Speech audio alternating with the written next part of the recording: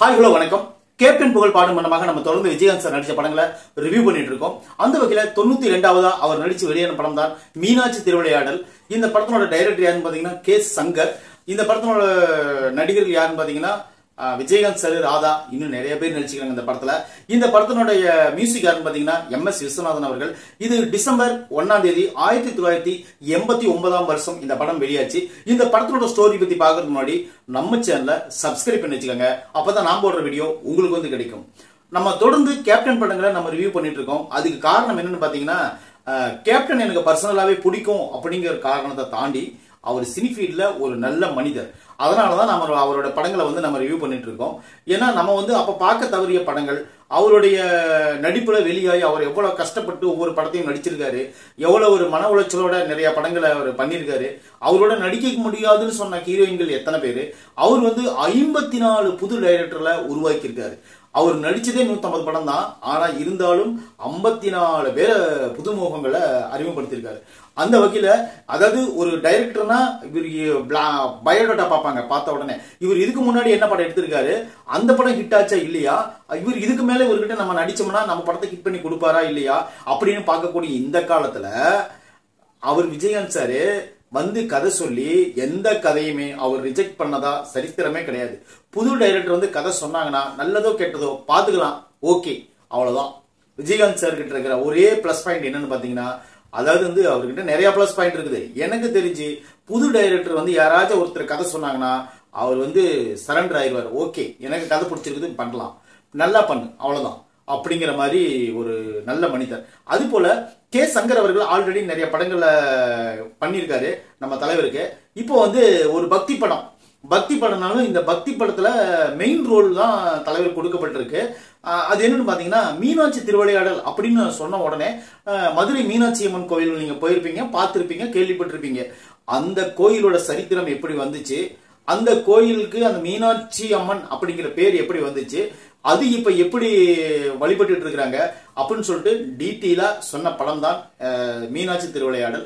இது வந்து கே சங்கர் அவர்கள் வந்து விஜயகாந்த் சார்கிட்ட கதை சொல்லும் போது ஒரு சாமி படம் எடுக்கிறேன் அப்படின்னு சொல்லியிருந்தா அவர் ஒத்துக்கிட்டு இருப்பாரு ஆல்ரெடி. ஏன்னா கே சங்கரும் விஜயகாந்த் சாருடைய வளர்ச்சியில முக்கியமான பங்கு வகிக்கக்கூடியவர். அதனால அவர் ஓகே சொல்லியிருப்பாரு. ஆனா இருந்தாலும் அவர் சொன்ன விஷயம் என்னன்னு பாத்தீங்கன்னா, மீனாட்சி அம்மனுடைய புகழ் வந்து பரப்பும்படி மதுரையில பிறந்த நீங்க இந்த படத்தில் நடிச்சாதான் மக்களுக்கு வந்து கரெக்டா இருக்கும். அதாவது மதுரைக்காரனே அந்த மீனாட்சி சுந்தரேஸ்வரன் தான் நடிச்சா எப்படி இருக்கும் அப்படின்னு சொல்லிட்டு ஒரு எதிர்பார்ப்போட வெளியே வந்த படம் தான் மீனாட்சி திருவிளையாடல். இந்த படத்தினோட ஸ்டோரி என்ன தெரியுமா? இந்த படத்தினோட ஸ்டோரி ஓப்பனிங்ல வந்து எம்என் நம்பியார் அவர்கள் வருவாங்க. வந்துட்டு ஒரு சிற்பி கிட்ட சிலை செதுக்க சொல்லுவாங்க. சிலை செதுக்க சொன்ன உடனே சிற்பி யாருன்னா டெல்லி கணேஷ். சிலை செதுக்க சொல்லும் போது அவர் பண்ணி வச்சிருவாரு. பண்ணி வச்சோடனே அந்த சிலை வந்து நம்பியார் பார்ப்பாரு, தன்னோட மனைவி சிலை. பார்த்த உடனே ஆஹா, இவ்வளவு பெரிய அற்புதமான சிலையை நான் பார்த்ததே இல்லையே, இது யார் செஞ்சாங்கன்னு சொல்லி கேட்கும்போது சொல்லுவாரு. சொன்ன உடனே என்ன பண்ணா, அந்த சிற்பி எனக்கு ஒரு சின்ன தப்பு பண்ணிட்டாரு. என்னன்னு பாத்தீங்கன்னா மகாராணியோட கால்ல தொடையில இருக்கிற மச்சத்தை அப்படியே வரைஞ்சிருவாரு.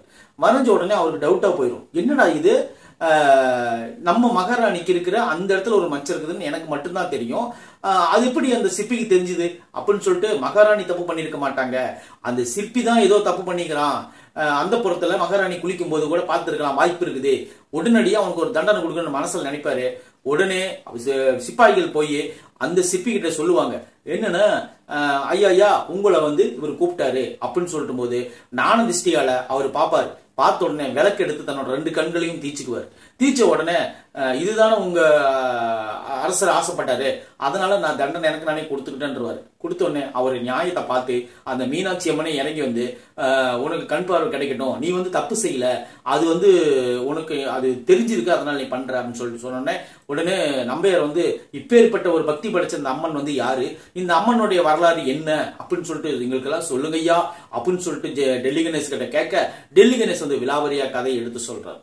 இப்ப சொன்ன உடனே அது என்ன கதைன்னு பாத்தீங்கன்னா, இப்ப வந்து மேலோகம் அப்படின்னு ஒன்று நவப்படுது. அங்க வந்து சிவனும் பார்வதியும் இருவருக்கும் ஒரு பெரிய ஒரு நாட்டிய போர் வருது. யாருன்னு பாத்தீங்கன்னா விஜயகாந்த் சாரும் ராதாவும், அவங்க தான் சிவனும் பார்வதியும். அவங்களுக்கு ஒரு பெரிய நாட்டிய போர் வரும்போது சிவன் ஆடிட்டு இருக்கும் போது கீழே அவருடைய தோடு கீழே விழுந்துரும். அது ஆடிட்டு இருக்கும் போதே காலிலேயே எடுத்து தன்னுடைய காதுல மாட்டுவார். இது வந்து ஒரு தப்புன்னு சொல்லிட்டு பார்வதி வாதாடுவாங்க. சொன்ன உடனே சிவனுக்கு கோபம் வந்துடும். கோபம் வந்த உடனே நீ என்ன பண்ணு, பூலோகத்துல போய் பாண்டிய மன்னனுக்கு வந்து மகளா பிறந்துருவ, உன்னுடைய பேர் தடாதகை அப்படிங்கிற உன்னோட பேரை மாறும். அப்புறம் என்ன ஆகுதுன்னு பாத்தீங்கன்னா அந்த நீ வளர்ந்து பெரிய பொண்ணு ஆகும்போது உன்னை வந்து நான் வந்து சுந்தரேஸ்வரன் அப்படிங்கிற ஒரு பேர்ல வந்து உன்னை கல்யாணம் பண்ணிக்குவேன், அப்படிதான் இது உன்னுடைய பொருள் அப்படின்னு சொல்லிட்டு கீழே அனுப்பிச்சிருவார். அனுப்பிச்ச உடனே அந்த அம்மா வந்து கீழே பூலோகத்துல வந்து பாண்டிய மன்னனுக்கு மகளா பிறந்து தடாதகை அப்படிங்கிற பேர்ல அந்த நாட்டை அரசாண்டுவாங்க. அப்போ வந்து ஈஸ்வரனா இருக்கக்கூடிய அவரு ஒரு வேடனா வந்து சில அற்புதங்களை செஞ்சு அதுக்கப்புறம் வந்து ஒரு வீரனா வந்து அப்புறம் வந்து ஒரு மாட்டுக்காரரா வந்து அப்புறம் வந்து பாத்தீங்கன்னா அவரு எல்லா கேரக்டர்லும் வருவார். என்னென்ன கேரக்டர்னு நமக்கு தெரியாது, அத்தனை கேரக்டர்ல தலைவர் வருவார். வந்துட்டு சுந்தரேஸ்வரனா மாறி அவரை கல்யாணம் பண்ணிக்கிறாரு.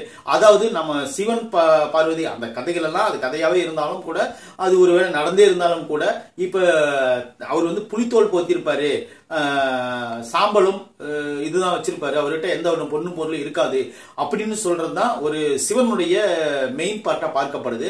இப்போ வந்து என்னதுன்னு பாத்தீங்கன்னா இந்த சுந்தரேஸ்வரன் அப்படின்னு மாறினதுக்கு அப்புறம் அவருடைய உடம்புல ஆபரணங்கள், வைராபரணங்கள், தங்க ஆபரணங்கள் போட்டு ராஜா வேஷத்துல வந்து கல்யாணம் பண்ணுவார். இந்த ஒரு பொருள் தான் இந்த படத்தினுடைய முக்கியமான பொருள். அப்புறம் வைகையாறு ஏன் வந்துச்சு, அப்புறம் வந்து பாத்தீங்கன்னா கள்ளழகர் ஏன் இந்த ஆத்தை தாண்டி வந்தாரு, அப்புறம் வந்து பாத்தீங்கன்னா ஒரு நிறைய விஷயங்கள், அந்த கோயில் எதனால் உருவாக்கப்பட்டது, அந்த கோயில் யாரு கட்டுனது, எல்லாமே கிளீனா சொல்றாரு கே சங்கர் அவர்கள். இந்த படம் வந்து உண்மையிலே ஒரு பக்தி படம் மாதிரி ஒரு 2 மணி 20 நிமிஷம் ஓடுது இந்த படம். இந்த படம் வந்து அவ்வளவு நேரம் ஓடுதுன்னே நம்மளால கண்டுபிடிக்க முடியாது. ஏன்னா அந்த அளவுக்கு சூப்பரான ஒரு அந்த காலத்திலேயே அந்த மாதிரி ஒரு டெக்னாலஜியோட அந்த படத்தை எடுத்திருக்காங்க. எந்த சீனுமே நல்லா இல்லாம சொல்ல முடியாதுங்க. அந்த மாதிரி ஒரு சூப்பரான பர்ஃபெக்டான ஒரு படம். ஏன்னா விஜயகாந்த் படங்களை நான் தொடர்ந்து புகழ்ந்து தான் பேசுவேன், நீங்க பார்த்துருப்பீங்க ஆல்ரெடி. ஆனா இந்த படம் வந்து உண்மையிலேயே நான் வந்து மெர்சலா ஆயிட்டேன். அந்த மாதிரி ஒரு சில சீன்கள் வச்சிருக்காங்க. அப்புறம் நம்பியாருக்கு ஒரு நல்ல ஒரு சூப்பர் கேரக்டர் சொல்லியிருப்பேன்.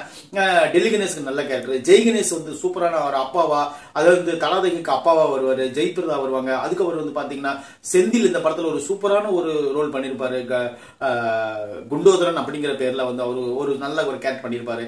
அதுக்கு பாருங்க நாகேஷ் இந்த படத்துல இருக்காருங்க. நாகேஷ் வந்து ஒரு சூப்பரான நடிப்பு, ஊமையா வந்து பேசக்கூடிய அந்த கேரக்டர் சூப்பரா செஞ்சிருப்பாரு அவரு, அந்த சீன் ஆகட்டும். அப்புறம் வந்து பாத்தீங்கன்னா மனோரமாவுக்கு ஒரு நல்ல சீன் கொடுத்திருப்பாங்க. இந்த படத்துல எந்தெந்த கேரக்டர் இல்ல அப்படின்னு சொல்ற அளவுக்கு இல்ல, இந்த கேரக்டர் நல்லா இல்ல அப்படின்னு சொல்ற அளவுக்கு எந்த கேரக்டருமே அவங்க பயன்படுத்தல.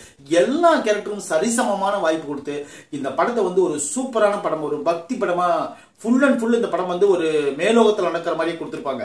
சில நீங்க படங்கள் நீங்க பாப்பீங்க, மேலோகத்தில் கதை ஆரம்பிக்கும், சிவனும் பார்வதி கூட உட்கார்ந்துருப்பாங்க. உட்கார்ந்தோடனே பக்தர்களுக்கு போய் நன்மை செய்து விட்டு வரட்டும் அப்படின்னு சொல்லுவாங்க. உடனே என்ன பண்ணுவாங்க, மனிதர்களை காட்டுவாங்க, இங்க நடக்கக்கூடிய சூழல் என்ன, இங்க எப்படி அந்த சாமி வந்து அற்புதம் செய்யுது அப்படின்னு சொல்லி காட்டுவாங்க. ஆனா இந்த படம் அப்படி கிடையாது. இந்த படம் மனிதர்கள் இருந்து தேவர்களுக்காக காட்டப்பட்டது. அப்புறம் வந்து பாத்தீங்கன்னா ஒரு பூவை கீழே வச்சுட்டு அந்த பூல மலை, நெருப்பு, அப்புறம் வந்து பாத்தீங்கன்னா காத்து எல்லாத்தையும் விட்டு அழிச்சு அந்த மலர் மட்டும் அழியாது, அந்த சீன்லாம் நல்லா இருக்கும். அது போல மனோகரன் இருப்பார் இந்த படத்துல, கிளைமேக்ஸ்ல முன்னாடி வருவாரு. அவருக்கும் விஜயகாந்துக்காக நான் ஃபைட் ஆகட்டும், தலைவர் இருக்கிறதுனாலே ஃபைட் வச்சுக்கிறாங்க. சாமி படத்துக்கு ஃபைட்டே தேவையில்ல, ஆனா ஃபைட் வச்சுக்கிறாங்க. ஏன்னா இவருக்கு ஆக்ஷன் ஹீரோ இல்ல, ஆக்ஷன் இல்லாம அவர்கள் ரசிகர்கள் இது பண்ணுவாங்களா, அதனால கண்டிப்பா அந்த படத்துல ஆக்ஷன் இருக்குங்கிறதுக்காக 2-3 ஃபைட் வச்சுக்கிறாங்க அந்த படத்துல. அம்பு விடுற சீன்லாம் நீங்க பாத்துருப்பீங்க. இப்படி ஒரு அம்பு வரும், இது வந்து இந்த மாதிரி நெருப்பு வச்சுட்டு வரும், இந்த மாதிரி தண்ணி வச்சுட்டு வரும், ரெண்டும் அணைச்சிக்கும். அந்த மாதிரி சீன்லாம் நான் விரும்பி பார்ப்பேன். அப்ப சின்ன வயசுல இருக்கும்போது அது மாதிரி சீன்லாம் வந்துச்சுன்னா எனக்கு ரொம்ப ஆர்வமா இருக்கும் அந்த படத்தை பாக்குறதுக்கு. அது போல சீன்கள் இந்த படத்துல நிறைய இருக்குது. அந்த மகாராணியா வரக்கூடிய மெயினா இந்த படத்துல வந்து பாத்தீங்கன்னா விஜயகாந்த் சார் தான் மெயின் ரோலு. அப்புறம் வந்து பாத்தீங்கன்னா அவருக்கு இணையான ரோல் ராதாவுக்கு கொடுத்திருப்பாங்க. ராதாவுக்கு வந்து இந்த படத்துல அந்த மீனாட்சி அம்மன் அப்படிங்கிற கேரக்டர் அவ்வளவு பொருத்தமா கொடுத்திருப்பாங்க. அந்த மண்டபம் ஏன் உருவாச்சு, இன்னும் நிறைய அந்த குண்டேந்திரன் அப்படிங்கிற கேரக்டர் தான் அந்த வைகையாத்தை வந்து உருவாக்குனவரு சிவனுடைய சொல்லால அப்படிங்கறது முதல் கொண்டும். அப்புறம் வந்து பாத்தீங்கன்னா அந்த கள்ளழகர் வந்து அந்த ஆத்துல இருந்து ஏன் இறங்கி வருவாரு, அதாவது அண்ணன் இல்லாமலே கல்யாணம் பண்ணிக்குவாங்க யாரு, மீனாட்சி சுந்தரேஸ்வரனை கல்யாணம் பண்ணிக்கிற அந்த காட்சி. இன்னும் இந்த படத்துல வந்து நிறைய காட்சிகள் சூப்பரா இருக்கும். ஆனா இருந்தாலும் தலைவர் ஒரு சீன்ல தான் வந்து ஒரு சாமி படத்துல நடிக்கிறேங்கிறது இல்லாம அவர் வந்து பேசக்கூடிய அந்த ஸ்லாங், நம்ம இப்ப நார்மலா பேசுறோம்ல அந்த ஸ்லாங்ல சில விஷயங்கள் பேசுவார். அதெல்லாம் உண்மையிலே ரசிக்கும்படியாகவும் நல்ல ஒரு சூப்பரா கேட்கும்படியாகவும் இருந்துச்சு. உண்மையிலே தலைவர் வந்து வேற லெவல்ல வச்சு செஞ்சிருப்பாரு அந்த படத்துல. நீங்க பாத்தீங்கன்னா அது ஓப்பனிங் அந்த பரதநாட்டிய டான்ஸ் எல்லாம் உண்மையிலே தலைவர் ஆடுவார் நான் கொஞ்சம் கூட எதிர்பார்க்கலைங்க. எனக்கே அது பயங்கரமான ட்விஸ்ட் தான்.